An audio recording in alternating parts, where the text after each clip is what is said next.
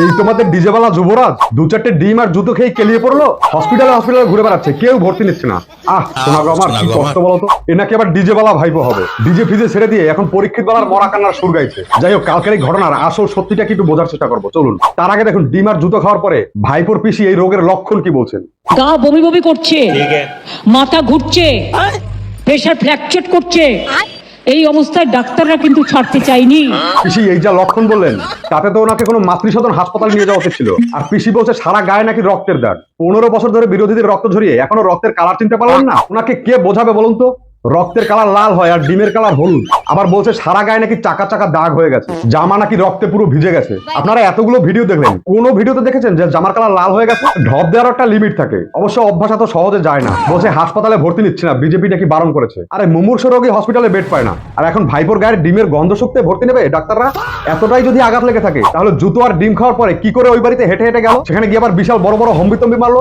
Sir झुकने वाला नहीं है, चाहे वो कितना ताकत लगा ले।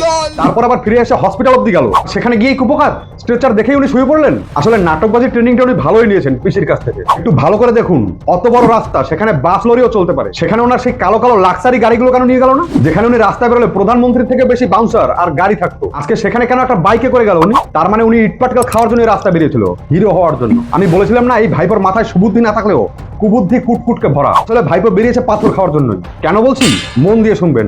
এই কদিন আগে টিএমসির মুখপাত্র অরূপ চক্রবর্তী সুমনদের সামনে বসে বলেছিল অভিষেক ব্যানার্জি কেন রাস্তায় বেরোচ্ছে না, দরকার হলে মার খাক। মমতা ব্যানার্জি তো মার খেয়ে খেয়ে এত বড় নেত্রী হয়েছে, আর সেই বার খেয়েই বেরিয়ে পড়েছেন উনি রাস্তায়। আর সেই জন্যই ভাইপো আজকে এতদিন পরে রাস্তায় বেরিয়ে পড়েছে পাটকেল খাওয়ার জন্য।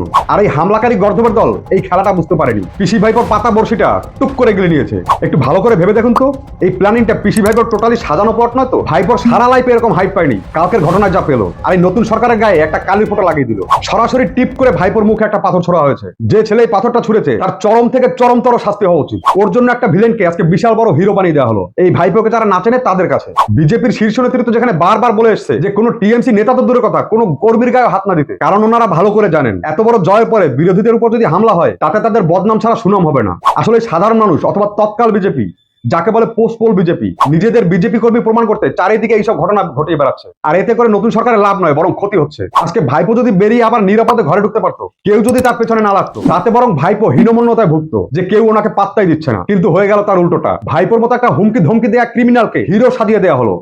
প্রয়াত সঞ্জু কর্মকার ডিজে ভাইপোর যার বাড়িতে যাওয়া নিয়ে এত হাঙ্গামা হয়ে গেল। এই সঞ্জু কর্মকার আসলে কে জানেন? সোনারপুরের শাহজাহান ছিল এই সঞ্জু কর্মকার। দেখুন তার পাড়ার মহিলারাই বলছেন, যারা যারা এখানে বিজেপি করতো তাদের বাড়ি হুমকি দিচ্ছে। এমনি মনের মাথায় বলে আসছে যে 4 তারিখের পরে গুলি করবো। সঞ্জু কর্মকার সোনারপুরের শাহজাহানই ছিল। সোনারপুর সত্যি শাহজাহান মডেলই চলতো, মানে নিজেদের ইচ্ছাদের মতনই ওরা চলতো। সন্দেশকারী যেমন ভাবে অত্যাচারিত হয়েছে, ও প্রত্যেকটা মানুষকে সেইভাবেই অত্যাচার করেছে। এবার তিনি কিভাবে মারা গেলেন এবং মারা যাওয়ার আগে কি কি কর্মকাণ্ড করেছে পাড়ার অন্যান্য মহিলারাও বলছেন। মন দিয়ে শুনবেন কিন্তু। ওরা যে বলছে ভোট পরবর্তী হিংসায় মার খেয়ে অসুস্থ ছিল, এই ছিল বেকার। যেদিন মরে গেছে সেদিন 9:30টার সময় ওকে ওখানে গাঁজা খেতে মদ খেতে দেখেছি। তারপরের দিন সকাল 8টার সময় সিগারেট কিনে নিয়ে আসছে, ব্রেন স্ট্রোক।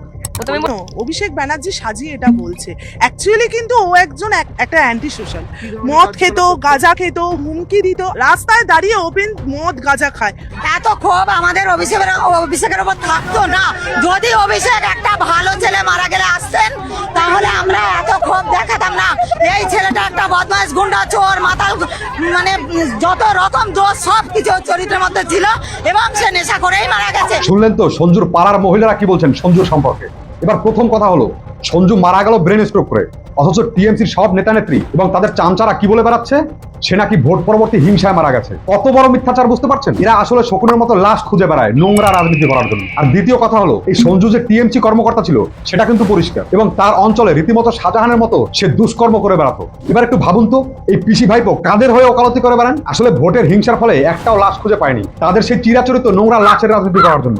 শেষ পর্যন্ত যে ছেলেটা অতিরিক্ত নেশাগ্রস্ত হয়ে ব্রেন স্ট্রোক করে মারা গেল, ভাইপো সেখানে গিয়ে উঠেছে নোংরা রাজনীতির খেলায় বাংলাকে কলুষিত করার জন্য। এই হচ্ছে এদের আসল স্বরূপ। উপাসনা চৌধুরী টিএমসির সোশ্যাল মিডিয়ার একজন ওয়ার্কার, ডিজে ভাইপোর উপরে হামলা হওয়ার অনেক আগেই উনি ফেসবুক লাইভ করে বলে দিয়েছিলেন যে ভাইপোর উপরে হামলা হওয়ার প্ল্যানিং চলছে। দেখুন কি বলেছিলেন উনি, তারপরে হবে অ্যান্টিবায়োটিক ডোজ।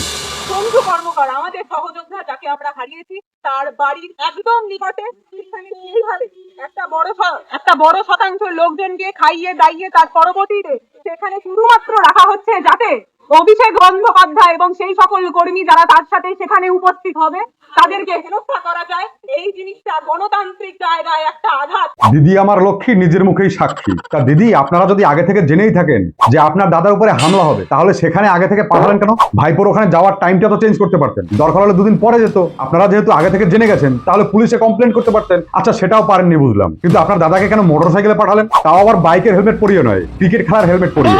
আচ্ছা, আপনার দাদা তবে ভোট প্রচারেও গেল না, এমনকি দীর্ঘ 27 দিন ধরে তার খবর পাওয়া যায়নি। হঠাৎ উনি হামলা হবে জেনেও আর সেই লাক্সারি গাড়িগুলো ছাড়া, আশেপাশে ঘুরঘুর করা সেই অগণিত বাউন্সার গুলো ছাড়া কেন চলে গেলেন ওখানে? কি ভেবেছেন এই জিনিসগুলো সাধারণ মানুষ বোঝে না? আসলে আপনার দাদা ওখানে গিয়েছিলেন এই ইটপাটকেল খেয়ে হিরো হওয়ার জন্য। কারণ এই 27 দিনে আপনার দলের মুখপাত্র সহ অনেক নেতারাই আপনার দাদাকে বাঘ নয় বরং বিড়াল বলে প্রমাণিত করে ফেলেছেন। কারণ উনি ভোটের আগে ইলেকট্রিক চুল্লিতে বিরোধীদের পোড়ানো সহ নানা রকম হুমকি দিয়েছে, আর ভোটের রেজাল্ট বেরোনোর পরে তার টিকিটিও খুঁজে পাওয়া যায়নি। আপনারা ভালো করে জানতেন আপনার দাদা এইসব হুমকি ধমকি দেওয়ার কারণে এবং সব ধরনের দুর্নীতির মাথা হওয়ার কারণে মানুষের মধ্যে অলরেডি ক্ষোভ জমে আছে। সুতরাং তারা আপনার দাদার উপরে জনরোষ দেখালে আপনারা সেটাকে বিজেপির ঘাড়ে চাপাতে পারবেন। আর আপনি সঞ্জু কর্মকার সম্পর্কে একটা চরম মিথ্যাচার করলেন। আপনারা দেখুন কি বলেছেন উনি। একটা কর্মীকে মেরে দিয়েছেন কি কারণে? সোশ্যাল মিডিয়ায় পোস্ট বলে ওর দোষটা সোশ্যাল মিডিয়ায় পোস্ট করতো, মমতা বন্দ্যোপাধ্যায় জিন্দাবাদ বলতো, জয় বাংলা বলতো, এটা তাদের দোষ। ও ম্যাডাম, সঞ্জু কর্মকার ভোট পরবর্তী হিংসায় মারা যায়নি, তিনি ব্রেন স্ট্রোকে মারা গেছেন। এই সঞ্জু কর্মকার বিভিন্ন রকম দুষ্কর্ম ছাড়াও প্রচুর পরিমাণে নেশা করতো, যার জন্য ব্রেন স্ট্রোক করে মারা গেছে। এক কথায় বলতে গেলে উনি সোনারপুরের শাহজাহান ছিলেন। একথা আমি নই, সঞ্জু কর্মকারের পাড়ার অনেক মহিলারা একথা খোলাসা করে দিয়েছেন। সেটা আপনারা আমার আগের ভিডিওটা দেখলেই পরিষ্কার বুঝতে পারবেন।